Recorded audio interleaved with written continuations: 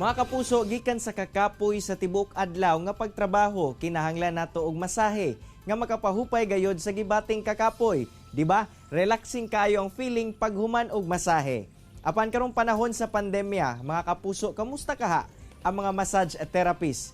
Kana ang atong sayron kauban ang blind massage therapist nga si Arnelyn Ingrid at Tuas Tumban dinhi sa Cagayan de Oro City.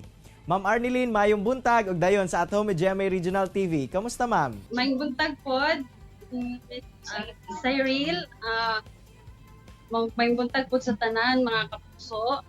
Okay lang. Ma'am Arnelyn, una na to isgutan ng imuhang trabaho. Unsa ba ang rason, ma'am, nga nawad-an ka og vision? Na ako'y na-diagnose akong mata sa retinitis pigmentosa na hinahinay og weak ang nerve sa retina. Kung hinahinay po kawala ako panan. 13 years nang nawala akong pananaw. At first, nisudjud siya dawaton. Kung naa sa mga sitwasyon nga maka-feel ka og anxiety, prayer lang sa Ginoo nga madawat nako ang sitwasyon nako bisag na nabulong nako sa ibutang nato disabled or PWD. Acceptance lang ang important.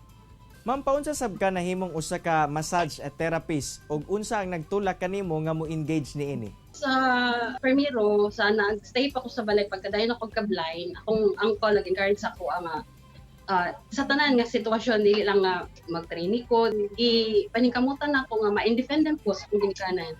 Ma'am, unsa ba ang mga trainings nga imong giagian aron makahibalo ka sa saktong paagi sa pagmasahe? Yes, sir. Nag-training ko sa DSWD Zamboanga. 1 year ang training dito. Unsa ba ang sistema sa inyong massage service? Home service ba ni o aduna ba gayud kamoy clinic dinhi sa syudad? Sa wala pa'y pandemic, nagid ni pwesto. Clinic siya, private.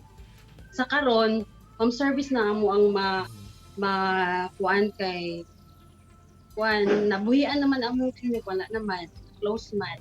Ang sa home service, naalagi pipila nga suki-suki ra gid namo nga mo ay naka suporta sa among pagkaon ra. Ma'am Arnelyn, sa imong trabaho isip massage therapist, paunsa ba ang kwentada sa imong sweldo? Sharing, sir, sa kuan.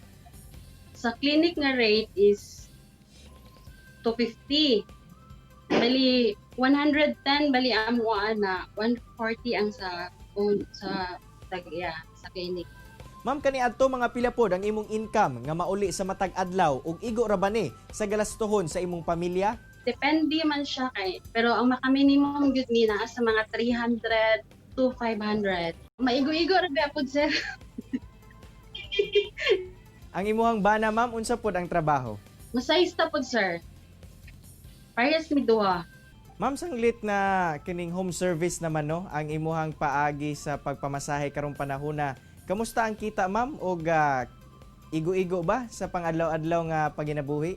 Kung i-compare sa una, different siya. Karon maka-income galing ni tama na gid siya sa pagkaon. Kuan naman siya, twice or thrice a month. Depende kung makamasahe mi og makahandle mi dito isa duha na nara gid sa 300 ang rate. Isa duha nara gid na. Kami duha makamasahe, makalipo ka pin. Unsa ba ang nag-inspire kanimo, ma'am, nga magpadayon sa pagpaningkamot sa kinabuhi taliwala sa imong kondisyon?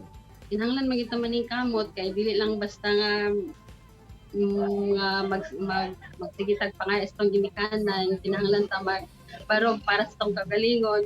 Then usa pa nagkapamilya na pud ko para sa pamilya, para sa anak, mga anak.